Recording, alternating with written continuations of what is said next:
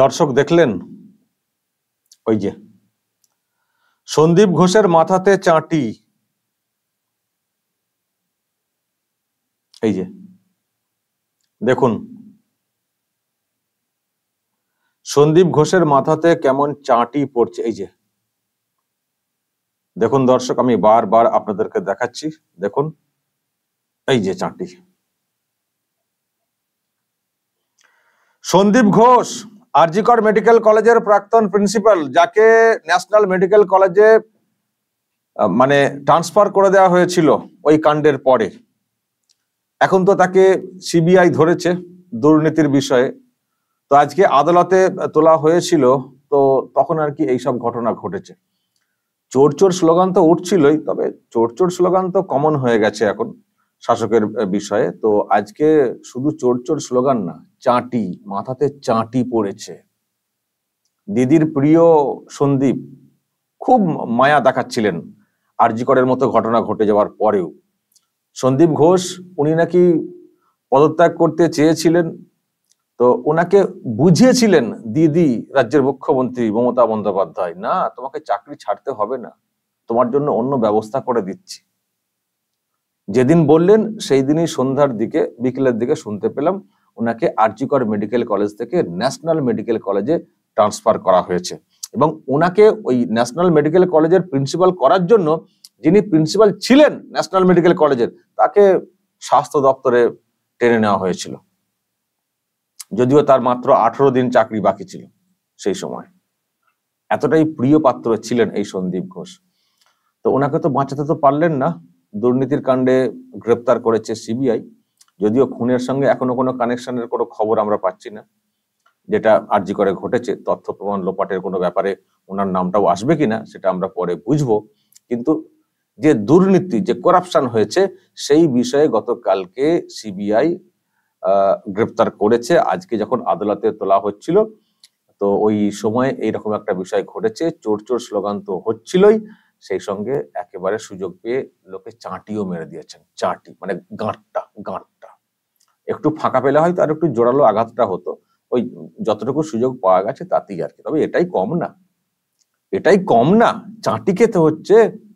স্বাস্থ্য দপ্তরের ওই রকম পদে থাকা একজন কলেজের প্রিন্সিপাল ছিলেন, তাকে চাঁটি খেতে হচ্ছে, এবং মুখ্যমন্ত্রীর প্রিয় একজন স্বাস্থ্যকর্তা, প্রিন্সিপাল একটি মেডিকেল কলেজের খুবই প্রিয় একজন। এবং আমি যেটা শুনছিলাম যে ওই মমতা বন্দ্যোপাধ্যায়ের ওই হাড়ের যে অপারেশন, নন্দীগ্রামে যে ঘটনা ঘটেছিল বলে চিৎকার করছিলেন, কলকাতায় নিয়ে এসে হাড়ের ব্যাপার স্যাপার, উনি নাকি সব হাড়ের মানে ডাক্তার, তো তাতে নাকি অনেক মানে উনি ট্রিটমেন্ট করেছিলেন, ফলে খুবই কাছের একজন। তাছাড়া আরো অনেক অনেক প্রশ্ন তুলছেন যে ওনার প্রতি এত মায়াটা কিসের রাজ্যের মুখ্যমন্ত্রীর, সন্দীপ ঘোষের ব্যাপারটা কি, কি সম্পর্ক ইত্যাদি প্রশ্ন তুলছিলেন। যাই হোক, খুবই কাছের এবং প্রিয় একজন, সেটা বলার কিন্তু কোনো অপেক্ষা রাখে না। কিন্তু আজকে দেখুন কি হাল, চোর চোর স্লোগান তো হচ্ছেই, গ্রেপ্তার তো হয়েছেন, তার সঙ্গে চাঁটিও খেয়েছেন, চাঁটিও খেয়েছেন। মানুষের ক্ষোভের তো একটা লিমিট আছে না, মানুষ তো ক্ষুব্ধ। এক আর.জি. করে ওই ঘটনা ঘটেছে, তারপরে দুর্নীতি, তারপরে বাঁচানোর চেষ্টা, দিদি অনেক বাঁচানোর চেষ্টা করেছেন, অনেক কষ্টে গ্রেপ্তার, তো মানুষের রাগও তো হচ্ছে না। এবার এগুলো কেন হচ্ছে বলুন তো দর্শক, এগুলো না মানুষ নিজের হাতে আইন তুলে নিচ্ছে, মানে কি, মানে ক্ষোভের একটা লিমিটটা ক্রস করে যাচ্ছে। মানুষ যে ক্ষুব্ধ হয়েছেন, তার একটা সামনে কোনো বিচার দেখতে পেলে মানুষের ক্ষোভটা কমে যায়, শাসকের মধ্যে সদিচ্ছা কিছু দেখলে ক্ষোভটা কমে যায়। যখন দেখা যাচ্ছে এইরকম একটা ঘটনা, প্রথমত সেটাকে ধামাচাপা দেওয়ার প্রচুর চেষ্টা হয়েছিল, তারপরে এখন আবার আরো উল্টো গলা, তারপরে এনাকে বাঁচানোর চেষ্টা। তাহলে এগুলো দেখে শুনে না মানুষের মধ্যে ক্ষোভ আর কমছে না, যে মানে প্রশমিত যে হয়ে যাবে খানিকটা, সেটা হচ্ছে না, বাড়ছে। ব্যাস, সুযোগ পেয়েছেন, চাঁটি মেরে দিয়েছেন। এবং এটা দেখে অনেকে বলছেন এ চাঁটি সন্দীপ ঘোষের মাথায় পড়েছে, ঠিক আছে, এই চাঁটি আরো অনেককে দিতে হবে। মানুষ আর আস্থা রাখতে পারছেন না, এজেন্সি আদালত আস্থা রাখতে পারছেন না, যেন বলছেন মানুষ যে আমাদের হাতে তুলে দিন, আমরা বিচার করে দেব, ওপেন রাস্তায় বিচার করে দেব, জনগণের হাতে তুলে দিন, জনগণ বিচার করে দিবেন রাস্তাতে দাঁড় করিয়ে, অনেকে বলছেন। আর যে চাটি খেয়েছেন আজকে সন্দীপ ঘোষ, এই চাটি নাকি অনেকেরই প্রাপ্য রয়েছে, চাটির থেকে আরো গাঁটটা একটু ভারী কিছু, অনেকেরই প্রাপ্য রয়েছে, সময় এলে নাকি তাদেরকেও বুঝিয়ে দেওয়া হবে। এখন ক্ষমতা আছে, অনেক সুরক্ষা তারা এনজয় করছেন, কিন্তু এমন দিন আসবেই যেদিন ওই আদালতে মানে তুলতে যাওয়ার সময় সিকিউরিটিও ঠিক মতো থাকবে না, সেদিন সিকিউরিটিও ঠিক মতো থাকবে না। এখন এজেন্সিকে অনেক মানে সেন্ট্রাল এজেন্সি মানে আদালতে তুললেও সেন্ট্রাল এজেন্সিকে অনেক কিছু ভেবেচিন্তে সিকিউরিটি টাইট করতে হচ্ছে, কারণ এখানে শাসক তো অন্য দল না, সেই জন্য সিকিউরিটিকে অনেকটাই টাইট করে এই সবগুলো করতে হচ্ছে। কিন্তু যখন ক্ষমতা চলে যাবে আর তারপরে যখন আদালতে তোলাতুলি হবে, তখন এত সিকিউরিটি থাকবে না, তখন দেখবেন যে যেদিক দিয়ে পারবে ফটাফট তালে তালে গালে গালে বা গালে গালে তালে তালে ফটাফট হবে, শুধু গাঁটটা নয়, জুতো মারা হবে, জুতো। মানুষের ক্ষোভ কিন্তু কমছে না, মানুষ সব মানে বুঝে রাখছেন কে কার পেছনে কে কাকে ব্যাকিং করা, সাহায্য করা, পাশে থাকার চেষ্টা করছেন, দুর্নীতিকে ধামাচাপা দিতে বা এই খুন মার্ডারকে ধামাচাপা দিতে, সব মানুষ বুঝে রাখছেন, শুধু সুযোগের অপেক্ষাতে রয়েছেন। তাই না দর্শক? আপনারা বলবেন, আপনাদের মধ্যে ক্ষোভ হচ্ছে না? আপনাদের মনে হচ্ছে না যে সুযোগ পেলে আমরাও দেবো গাঁটটা, চাটি? এইসব আর ভরসা করা যাচ্ছে না, কবে বিচার হবে, কবে কি হবে, সব নাটক ড্রামা, ও আমাদের হাতে তুলে দিন, আমরা গুছিয়ে একেবারে সাজা দিয়ে দেব।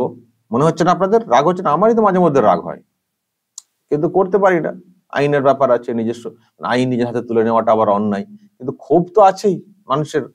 রক্ত বংশের মানুষ যখন চোখের সামনে দেখবেন যে অনিয়ম হচ্ছে, লাগাতার অনিয়ম হচ্ছে, তো মানুষের মধ্যে ক্ষোভ বাড়বে না?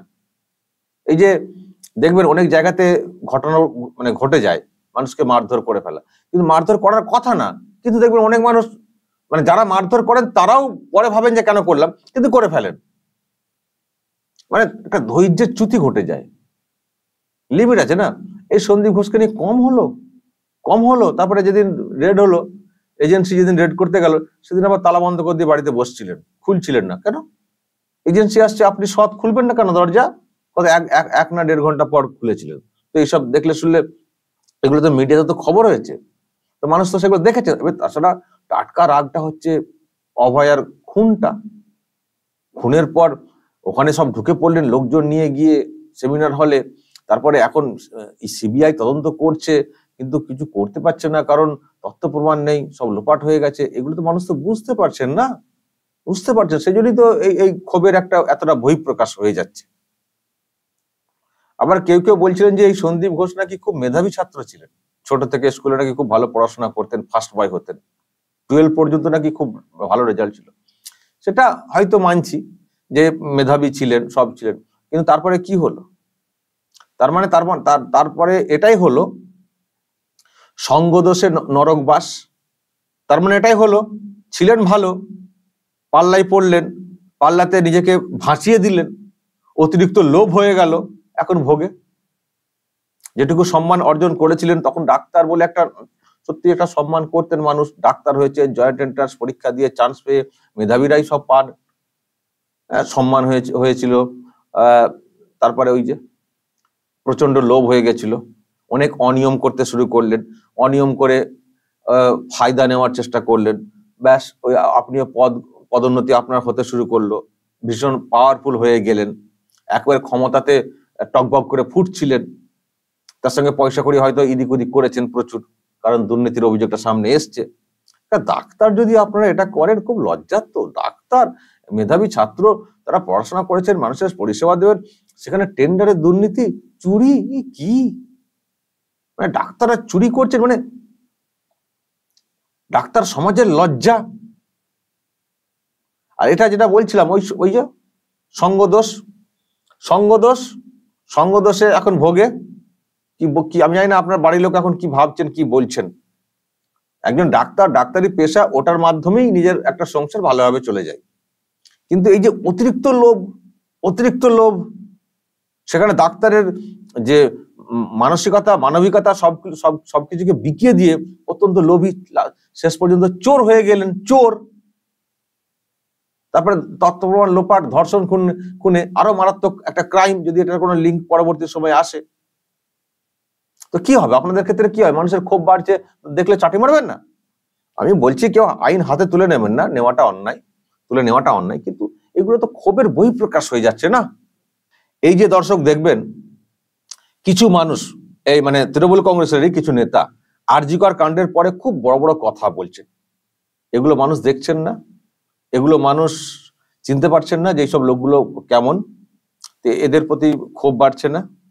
এদের কি হয় বলুন তো দর্শক? এখন ক্ষমতায় ওনারা রয়েছেন বলে সবকিছু মানুষ সহ্য করে নিচ্ছেন। যেদিন ক্ষমতা চলে যাবে দেখবেন এসব লোকগুলোর কি হাল হয়। কতজন বাংলাতে ঠিক মতো করে থাকতে পারেন দর্শক দেখবেন সুস্থভাবে, আর কতজনকে পালিয়ে যেতে হয় দেখবেন। খুব হাল কিন্তু খারাপ হবে এদের, খুব খারাপ হবে। তো মানুষের রাগ বাড়ছে না, তো রাগের জেরে এইসব ঘটিয়ে ফেলছেন, যদিও এগুলো ঘটানো উচিত না, কিন্তু ওই আর কি, মানে ধৈর্যের যে সীমা সেটা লঙ্ঘিত হয়ে যাচ্ছে, ক্রস করে যাচ্ছে, বাধ্য হচ্ছেন আইনকে হাতে তুলে নিতে, যে দূর এসব অপেক্ষা করে কিছু লাভ নেই, একটা সময় পর সব ধামাচাপা পড়ে যাবে, হাতের কাছে পেয়েছি চলো চাটিয়ে দিই, গাঁটটা মেরে দিই মাথাতে। এইসব হচ্ছে আর কি। তো এগুলো ঠিক না, আইনকে হাতে তুলে নেওয়াটা কখনো আমরা সাপোর্ট করতে পারি না, কিন্তু এগুলো হয়ে যাচ্ছে, হয়ে যাচ্ছে এবং হবে, অন্যদের ক্ষেত্রেও হবে। ভালো করে দর্শক দেখবেন। আমি তো বলবো সবাইকে শান্ত থাকতে, কিন্তু বললি তো হবে না, মানুষের মনের মধ্যে ক্ষোভ বাড়ছে না। নিজেদেরকে যদি শুধরে না নেন তো এইরকম ক্ষোভ বাড়বে। এখন ক্ষমতা আছে বলে সিকিউরিটি কিছু পাচ্ছেন, যখনই ক্ষমতা চলে যাবে সিকিউরিটি থাকবে না, তখন দেখবেন কি হালটা হয়, দেখবেন দর্শক। তবে উচিত না, মানে এরকম ঘটনা ঘটুক সেটা আমরা সাপোর্ট করি না, কিন্তু কি করে বলবো যে তারা ভালোভাবে থাকবেন? তাদের যে ব্যবহার সেটা তো ঠিক না। দর্শক বলবেন যা বলার কমেন্ট বক্সে, নজর রাখবেন আরামবাগ টিভিতে।